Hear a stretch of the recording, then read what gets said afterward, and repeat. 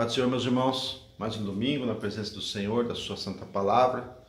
Que todos tenham um bom dia, uma boa semana, que vocês possam ser abençoados, tocados pela palavra do Senhor mais uma vez. Amém?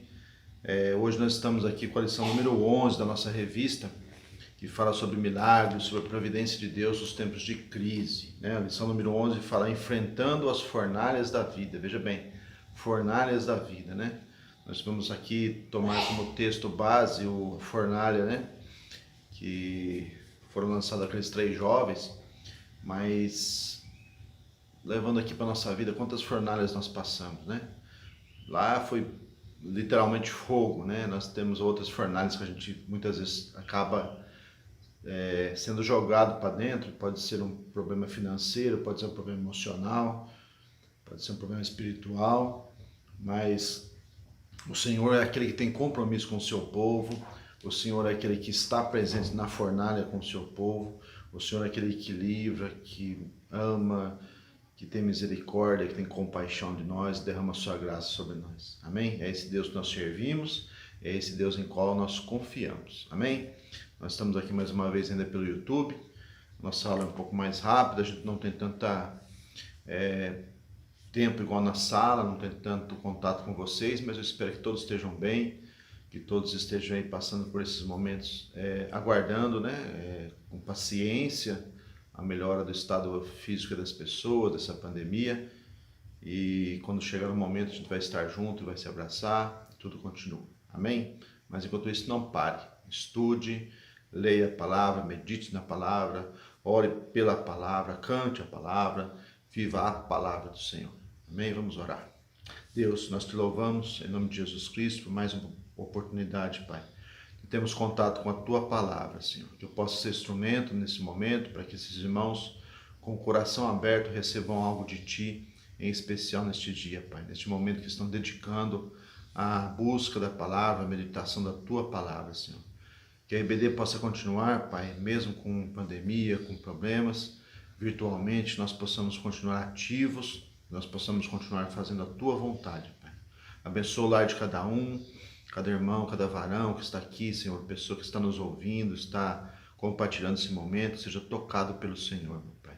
Abençoa o lar deles com saúde, com prosperidade, com harmonia, com amor, com paz, meu Deus, em nome do Senhor Jesus. Pai, abençoa a nossa igreja, abençoa o pastor Oséias, abençoa a diretoria da nossa igreja, que todos possam tomar as suas decisões, Pai, que todos possam trabalhar conforme, Pai, a direção do Teu Santo Espírito. Em nome de Jesus Cristo. Amém. Aleluia. Amém? Por um óculos aqui. E vamos lá então para a nossa lição de número 11. Enfrentando as fornalhas da vida. Amém? O texto está em Daniel, capítulo 3. Eu vou ler aqui da nossa revista, está com 3 versículos, 13, 14 e 15.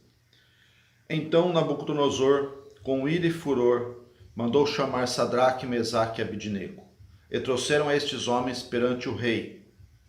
Falou Nabucodonosor e lhes disse: É de propósito, ó Sadraque, Mesaque e Abidnego, que vós não servis aos meus deuses, nem adorais a estátua de ouro que levantei? Agora, pois, se estáis prontos, quando ouvirdes o som da buzina, do pífaro, da guitarra, da harpa, do saltério, da gaita, de foles e de toda a sorte de música, para vos prostrares e adorardes a estátua que fiz, bom é. Mas, se não adorardes, sereis lançados na mesma hora dentro do forno do fogo ardente. Olha a pergunta agora do rei, Para um pouquinho aqui. Primeiro, o rei fez uma estátua e tal, armou toda aquela situação para que as pessoas, todos, quando escutassem o som da música, dos instrumentos, parassem e adorassem aquela estátua, se prostrassem nos deuses que Nabucodonosor acreditava existir. E o pessoal obedeceu, mas esses jovens aqui não, eles não obedeceram. E aí o rei ficou sabendo, falou: vou dar mais uma chance, Será que eles não ficaram sabendo? Será que não viram? Foi de propósito que vocês não adoraram? Tipo assim, não estava sabendo. Então eu vou dar mais uma chance, Vai acontecer de novo e vocês vão ter que se prostrar. Se não se prostrar, vai ser jogado na fornalha de fogo ardente. Aí o que o rei pergunta? E quem é o Deus que vos poderá livrar das minhas mãos? Olha só, a pergunta de um rei ousado, né? Eu vou até ler na Bíblia aqui, porque na revista ele parou aqui, né? E quem é o rei que pode vos livrar das minhas mãos? No verso 15. Eu vou ler aqui o que respondeu esses jovens, no verso 16, 17 e 18. Eis que o nosso Deus, olha só, irmãos, a confiança, que a lição vai falar disso, né? Está falando disso. A confiança, o relacionamento com Deus, né? O conhecimento de Deus, o compromisso com Deus. Então o rei pergunta, quem é que vai poder vos livrar das minhas mãos? Responderam Sadraque, Mesaque e Abednego. E disseram ao rei Nabucodonosor, não necessitamos de te responder sobre este negócio. Eis que o nosso Deus, a quem nós servimos, é que nos pode livrar. Então o rei perguntou, quem vai poder livrar vocês das minhas mãos? Né? Quem é? Existe algum Deus, alguém que pode te livrar? Então eles falaram, para começar a gente não precisa responder isso para você, mas vamos responder, né? Vamos responder. Eis que o nosso Deus, a quem nós servimos, é que pode nos livrar. Ele nos livrará do forno de fogo ardente e da tua mão, ó rei.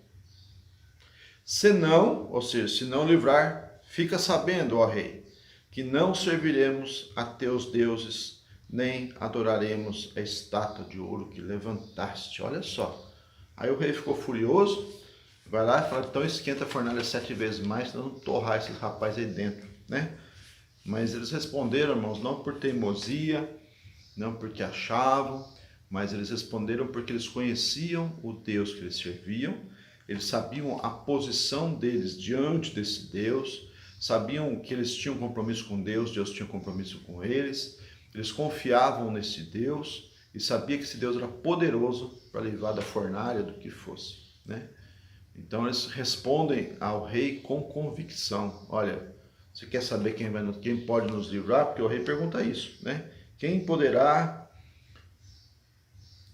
Quem é o Deus que vos poderá livrar das minhas mãos? Então eles vão responder conforme o Deus que eles conheciam. Amém? Eles não estavam enganados, eles estavam muito bem com Deus, estavam muito bem alicerçados numa fé e foram livrados. A lição vai falar isso. Então, tomando a história de Sadraque, Mesaque e Abednego como exemplo para a nossa lição de hoje. Amém? Eu vou ler aqui a parte número 1 da nossa revista. 3 jovens amigos de Deus, né? Então não era só amigos entre eles, amigos de Deus. Esta lição terá como ponto de partida a fé de Ananias, Misael e Azarias, amigos do jovem Daniel. Quem eram esses 3? Sadraque, Mesaque e Abednego, que tiveram seus nomes trocados por nomes caldeus. Foram levados cativos para a Babilônia e lá tiveram seus nomes trocados por nomes caldeus, Sadraque, Mesaque e Abednego. Estes jovens tiveram seus nomes trocados, mas a devoção deles a Deus permaneceu. Então, o contexto, né? O contexto histórico, o momento que nós estamos aqui, desse exemplo desses jovens, Babilônia invadiu Judá. E o rei pediu que trouxessem a ele homens perfeitos. Eu vou ler um pedaço aqui para vocês verem, olha. O rei pediu para fazer um processo de acultuação, exigia a troca de nomes dos exilados. Os nomes dos judeus deveriam ser substituídos por nomes caldaicos. Daniel e seus amigos deveriam aprender a literatura, ou seja, assimilar toda a cultura. Também deveriam adaptar-se ao regime alimentar da corte. Para serem aceitos em funções oficiais, precisavam também passar por uma sabatina executada pelo próprio rei. E para culminar, deveriam estar dispostos, olha aqui, a assumir publicamente a religião do Estado, que passava pela adoração aos deuses nacionais e pelo próprio monarca Nabucodonosor. Então, como que era feito isso? O rei precisava, ele queria pegá-la como escravo, mas queria pegar pessoas especiais para servi-lo. Então ele pede para trazer jovens da linhagem real e da linhagem nobre, sem defeitos, sábios, doutos em ciência, para servir no palácio. E para isso, né, eles tinham que deixar as suas crenças, as suas culturas e assumir publicamente que estavam assim assumindo religião, cultura, língua, literatura, tudo daquele país que eles estavam servindo agora. Então, os jovens aqui eles tinham duas escolhas, ou seguir em frente, né, servindo a Deus e sendo fiel a Deus, ou seguir em frente sendo fiel ao rei e deixando Deus, né? Então eles tiveram uma escolha muito forte a ser feita e muito difícil, né? Eles não estavam ali também, veja bem, nós vamos falar mais para frente aqui, eles não estavam assim, ou vocês vão servir como escravos num trabalho forçado e tal, ou servem a Deus. Eu prefiro morrer. Não, eles estavam aí para receber naquele lugar tudo de bom, irmãos, né? O rei queria que eles servissem no palácio, então eles já eram cultos em ciência, já eram sábios, já eram jovens saudáveis, eles foram escolhidos, sabe, de uma linhagem especial, eram jovens especiais que iam servir ao rei, mas iam ser bem tratados, né? Então não é assim, já que é para morrer eu prefiro servir a Deus. Não, você prefere servir a Deus ou viver aqui de boa, nos manjares do rei, servindo ao rei dentro do palácio, né, como pessoas importantes. Eles tinham que escolher aí, né? Então veja a dificuldade, né? Porque existia um convite, né, a servir aquele país, mas um convite que brilhava aos olhos, né? Um convite que não só prometia coisas ruins, mas prometia muita coisa boa. Então eles poderiam pensar, olha, nós somos especiais, agora vamos servir ao rei, nós vamos ser bem tratados, nós vamos, né, dar de repente algum serviço ao rei, mas nós vamos ser pessoas especiais, vamos ser pessoas ricas, vai ser muito bom aqui, né? Então é isso que eles tinham que decidir, entre uma coisa ou outra. E servir ao rei, ser decisão por viver na boa, vamos dizer assim, né? E servir a Deus era promessa de morte. Então eles tiveram que escolher, e escolheram servir a Deus porque confiavam nesse Deus. Sei lá o que Deus vai fazer, mas que Deus tem coisa boa para nós, tem. É nisso que eles acreditavam, né? É assim que eles viviam.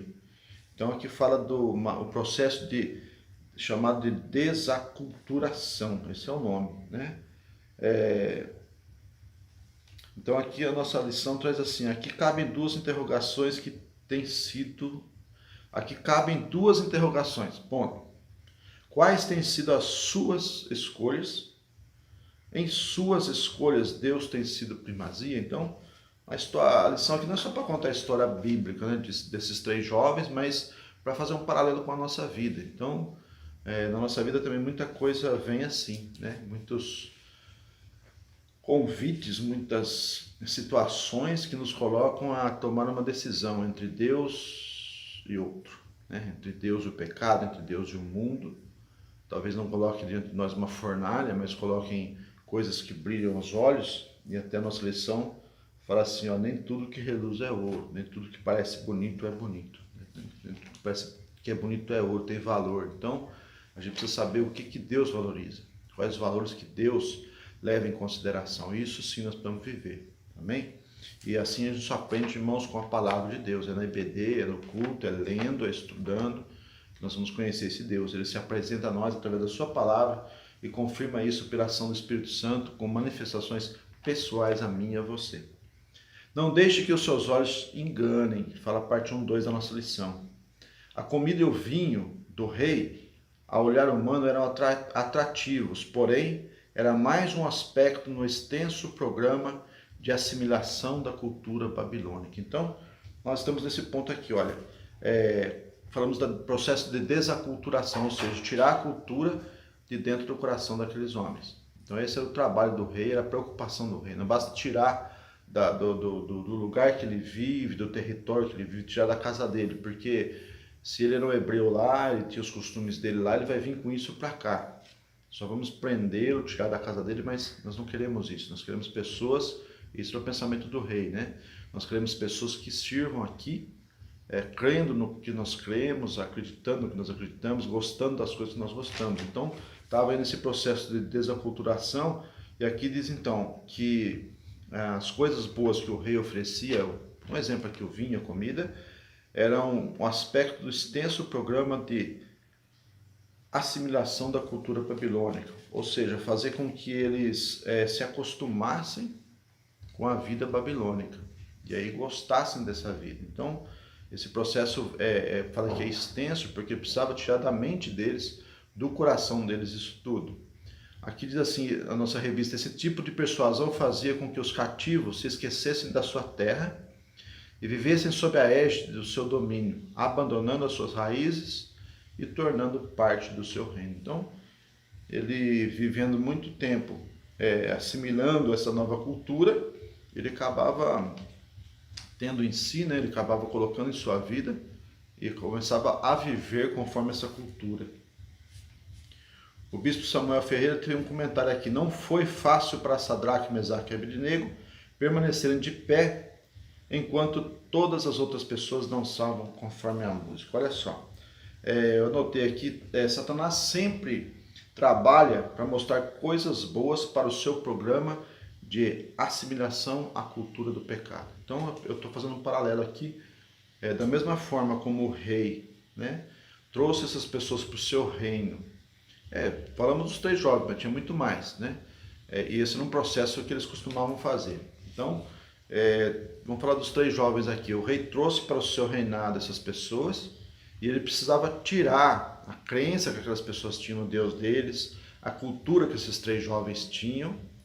Ele precisava tirar isso do coração dessas pessoas e colocar aquilo que ele queria.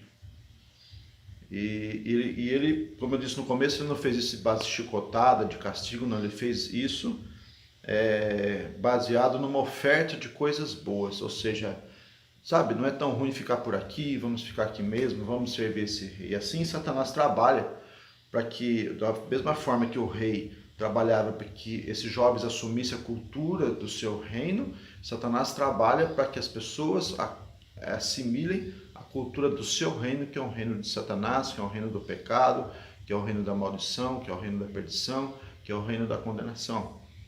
E isso não faz prendendo as pessoas, dando chicotada, não. Ele faz também oferecendo coisas boas, oferecendo coisas prazerosas e aos poucos, como falou aqui no processo do próprio rei, um processo extenso, também de uma forma extensa, também talvez de um processo mais demorado, Satanás consegue oferecendo coisas boas aos olhos, à sua vida, né? Aqui no caso do rei falou de vinho, de comida, de coisas boas.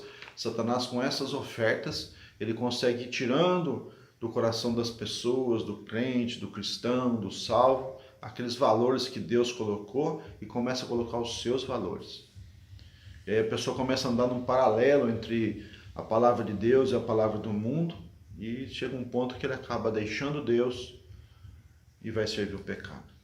Ou acha que está servindo Deus, de repente podia chegar lá para sei lá, daqui tantos anos, para um desses jovens e falar assim: você serve o rei muito bem, né? Que nação que você é? Eu sou hebreu, eu sou do povo de Deus, né? Podia até falar, mas não era mais. Se eu estivesse ali vivendo conforme os costumes do rei, ele ia ser uma pessoa igual aos outros que serviam Nabucodonosor. Mesmo que ele pudesse pôr o título, eu sou ainda hebreu. Não, então, irmãos, o que eu quero dizer com isso? Tem muitos de nossos irmãos que já assimilaram a cultura do pecado, já foram escravizados pelo pecado novamente, estavam conosco, estavam na igreja do Senhor, talvez até se dizem crentes hoje ainda, mas já assimilaram os valores, a cultura, as crenças, a maldição do pecado novamente em suas vidas. Então isso é muito perigoso, é um alerta que a lição nos traz hoje, né? Toma cuidado com onde você está, a quem você está servindo e quais os valores e princípios que norteiam, que dirigem a sua vida. É você que precisa analisar isso perante a Bíblia, não é o que você acha, não é o que... Né? Porque se eu chegasse para o rei e perguntasse, se eu chegasse para um outro que serve o rei e perguntasse: o que você acha de mim? Né? E ele responder: muito bem, você serve muito bem o rei, você fala a nossa língua, você é importante aqui, você ajuda as pessoas, você ensina. Mas não é aí que ele tinha que ver, os valores de Deus, de Israel. Então nós também sempre precisamos avaliar a nossa vida, nós precisamos fazer essa avaliação baseados na palavra do Senhor, baseados na Bíblia. Eu coloquei aqui, eu procurei no dicionário a definição de nação, porque aqui ele estava deixando uma nação e indo para outra, e nação é uma palavra que vem do latim, natio, de natus. É uma comunidade estável e historicamente constituída por vontade própria de um agregado de indivíduos, com base num território, numa língua e com, isso aqui é muito importante, com aspirações materiais e espirituais comuns. É isso que forma uma nação.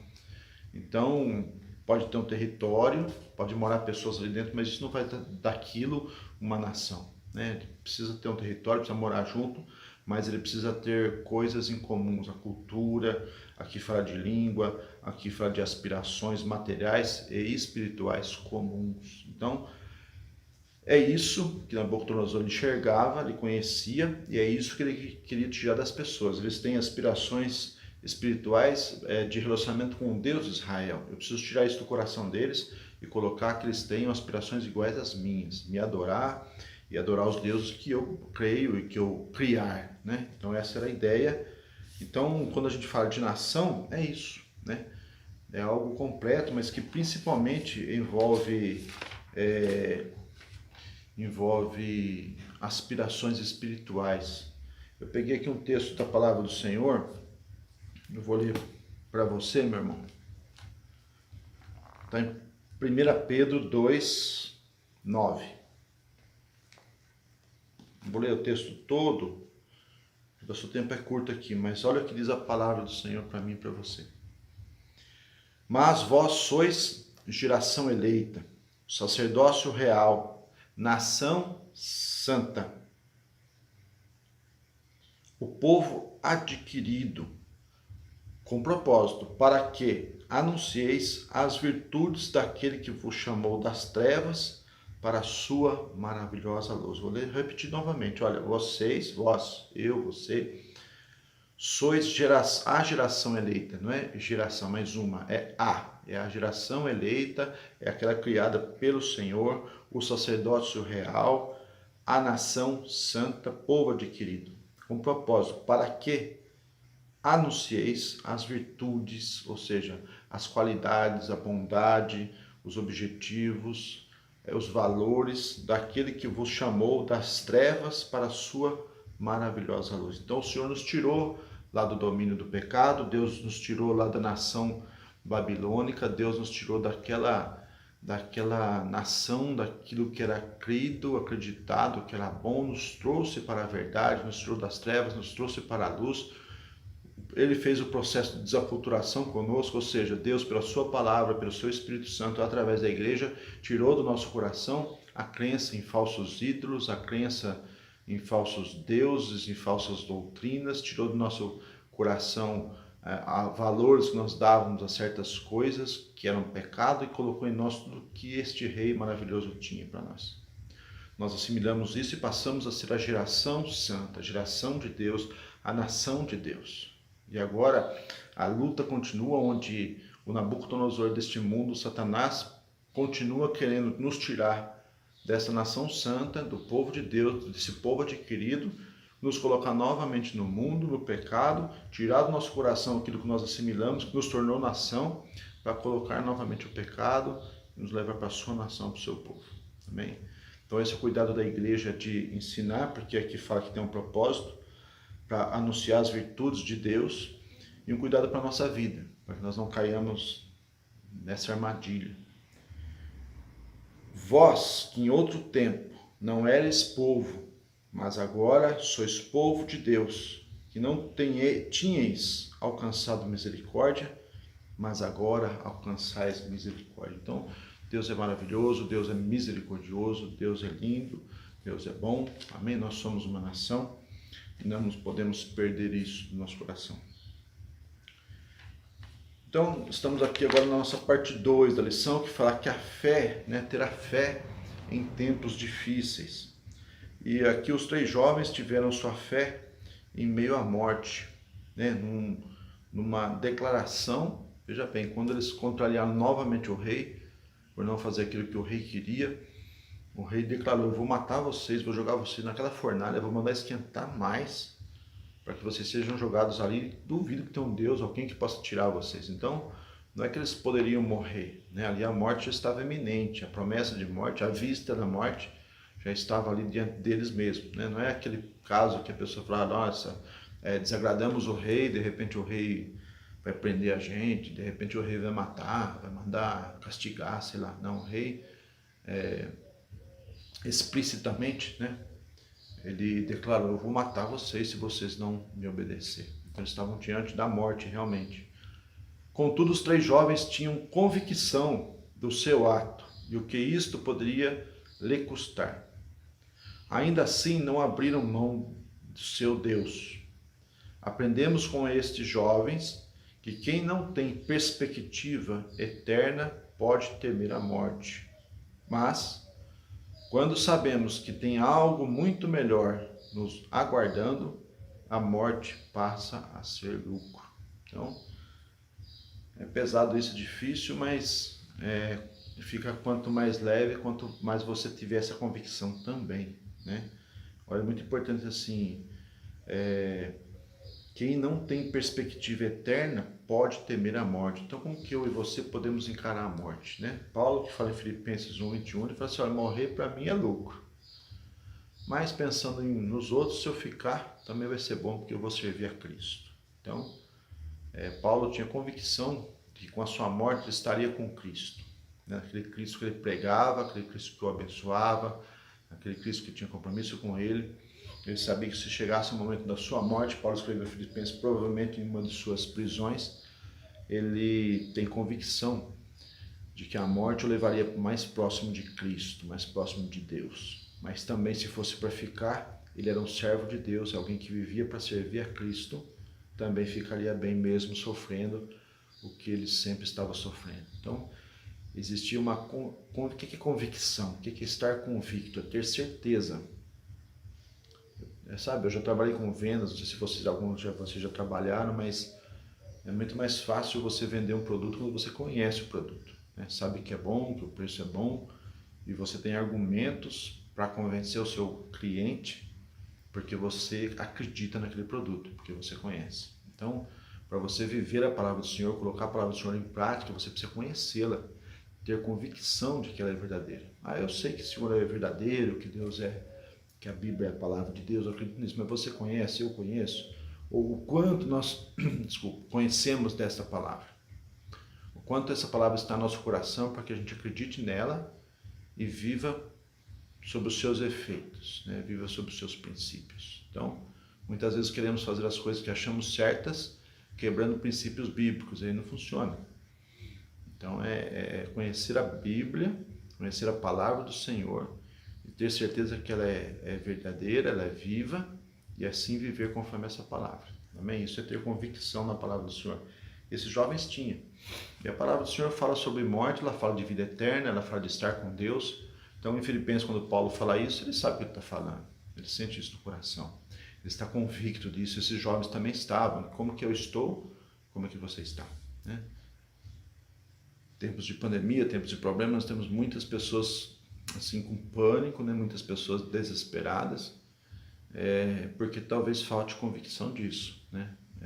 Da vida eterna, a morte nos levar para próximos de Cristo. E se ela não vier, nós vamos vivendo com Cristo nessa terra e o servindo. Amém? 3. Um Deus que confunde o inimigo. Essa é a parte 3 da nossa lição. Eu vou ler alguns trechinhos da revista aqui. O rei estava vendo 3. Melhor, o rei não estava vendo 3, mas 4. E o quarto era semelhante ao filho dos deuses.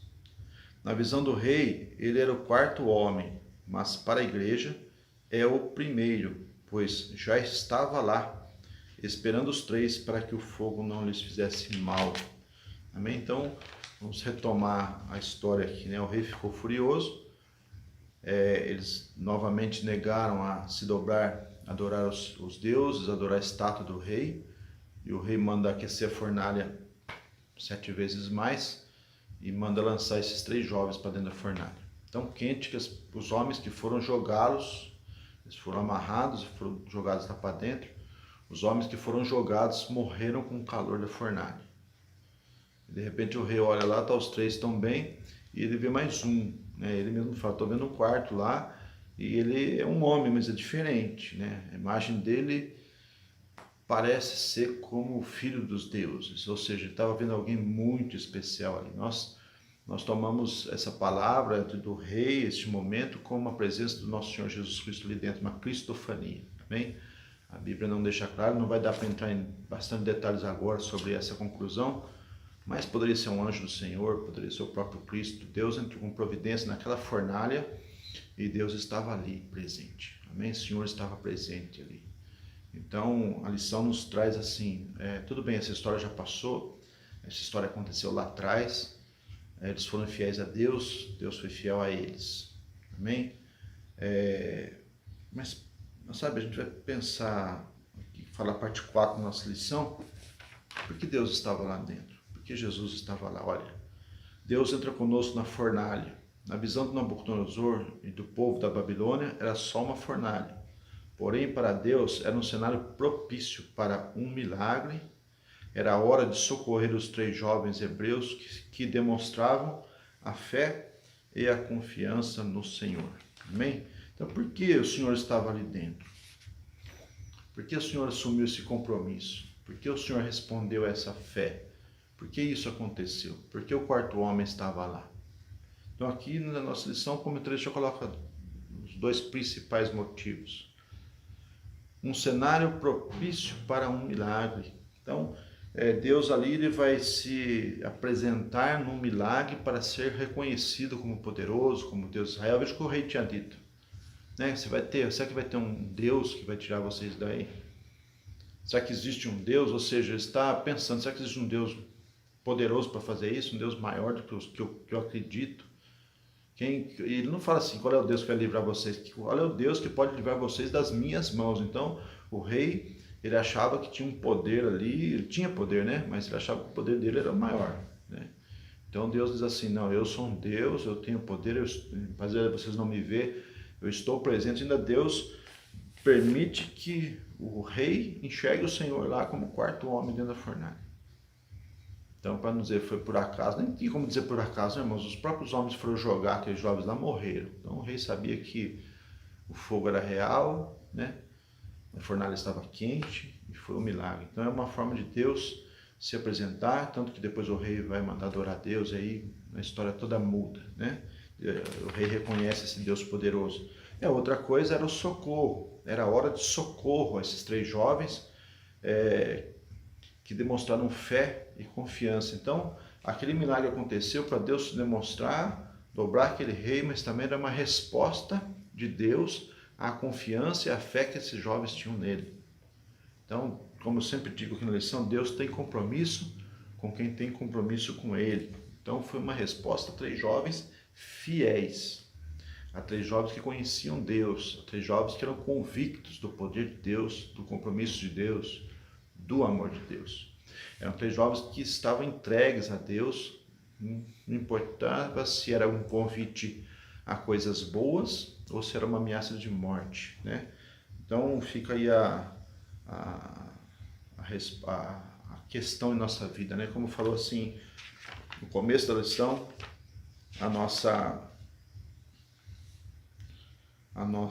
o tema da nossa lição, vou até mostrar para os irmãos aqui, olha, a lição de número 11, enfrentando as fornalhas da vida. Então aqui vai trazer nós ao pensamento de que em quais fornalhas nós somos lançados por amor de Deus e qual o compromisso, a convicção, a confiança, a fé que nós temos nesse Deus e na sua santa palavra para confiarmos que Ele vai nos livrar, né? Ou fechar a boca do leão, como fez com Daniel, ou sustentar aqueles homens para não ser queimado ali na fornalha de fogo. Deus não matou os leões, Deus não evitou que Daniel fosse lançado na cova dos leões, Deus não apagou a fornalha, Deus não fechou a boca da fornalha, Deus os livrou diante do desafio. Porque vamos lembrar que o que estava em questão não era só o livramento destes jovens, mas era a manifestação do poder de Deus. Então, se de repente, sei lá, se fosse diferente, né? Deus apagasse o fogo. O fogo apagou, aconteceu algum problema, vamos acender outro, vamos... Sei lá, Deus teria que apagar quantos fogos para acreditar que era Deus que estava apagando, ainda poderiam duvidar. Mas lançar homens ali e saírem intactos, ainda ver mais um lá dentro os protegendo, irmãos, isso é maravilhoso, isso é poderoso, isso é grandioso. Então, nós temos que ter essa convicção que esses homens tinham, certo? O exemplo deles vem para nós em lição hoje, para reforçar isso que nós já temos no nosso coração. Eu só vou ler aqui para nós terminarmos, mais alguma coisinha da nossa revista. Pastor Hernandes Dias Lopes comenta o seguinte: quando você honra a Deus, Ele honra você. O mesmo rei que ficou com o rosto transtornado de ira contra eles, agora o chamou reverentemente de servos, olha só, do Deus Altíssimo. O mesmo rei que declarou a morte deles, agora os faz prosperar. Quando você é fiel a Deus, o nome de Deus é exaltado através da sua vida. Aleluia. Deus rescate das aflições da vida. Para encerrar, o último texto. Deus quer que sejamos submissos e obedientes à sua palavra, que disse no começo, e não nos prostremos perante as diversas circunstâncias que nos atormentam. Eu vou acrescentar aqui, que nos atormentam ou nos convidam. Esses jovens não estavam sendo atormentados, eles estavam sendo convidados. Coisas boas estavam sendo colocadas aos seus olhos. Foram para a fornalha porque negaram isso. Devemos crer sempre no Senhor. Somente Ele pode nos livrar dos inimigos. Amém? Então, nós servimos esse Deus poderoso, que pode estar aqui, que pode estar num lugar lindo, num lugar de paz, mas também pode estar dentro da fornalha, pode estar dentro da cova dos leões, pode estar no mar vermelho que se abriu. É um Deus que tem poder, amém? É um Deus que tem compromisso. Então a nossa lição de hoje nos traz esse alerta, né? Essa lembrança. Nós somos uma nação eleita, nós somos nação santa, nós somos povo adquirido de Deus. Nós fomos tirados do mundo, trazidos para cá, e Deus fez essa desaculturação conosco. Ele tirou aqueles costumes, aquela linguagem, aqueles vícios, Ele tirou aquele pecado de nós e nos transformou em povo seu. E nós somos igreja do Senhor, novo Israel de Deus, nós somos um povo eleito, amém? E assim nós vamos viver até que o Senhor, o Rei, venha nos buscar. Mas enquanto isso, Satanás luta contra a nossa vida para fazer o contrário, né? Nos tirar daqui, nos levar novamente para o mundo e começar a tirar do nosso coração as coisas que Deus colocou. Tirar do nosso coração a cultura, os costumes, os valores que nos faz ser nação santa para nos tornar nação pecadora. Esse processo de luta, de batalha vai continuar até que o Senhor venha buscar a igreja. Então é uma situação difícil porque, como eu disse, Ele pode nos oferecer coisas muito boas lá fora. Então nós temos, graças a Deus, o poder do Espírito Santo sobre a nossa vida, nos mantendo, nos alertando, nos guiando, nos corrigindo e nos colocando sempre na posição de nação santa, de nação eleita, de povo escolhido. Amém? Não perca isso por nada, meus irmãos. Valorize isso, viva isso, em nome de Jesus Cristo. Amém? Eu espero que você tenha uma boa semana. Estamos terminando aqui nossa aula. Que você possa viver com este pensamento. Eu sou nação santa. Eu faço parte de uma nação santa. Eu faço parte de um povo adquirido. Eu faço parte do povo de Deus, mesmo vivendo aqui ainda. Amém? Deus te abençoe no seu trabalho, no seu estudo, na sua família. Tudo que você for fazer e viver nessa semana que está por vir. Amém? Forte abraço. Deus abençoe. E até a próxima aula, se Deus nos permitir.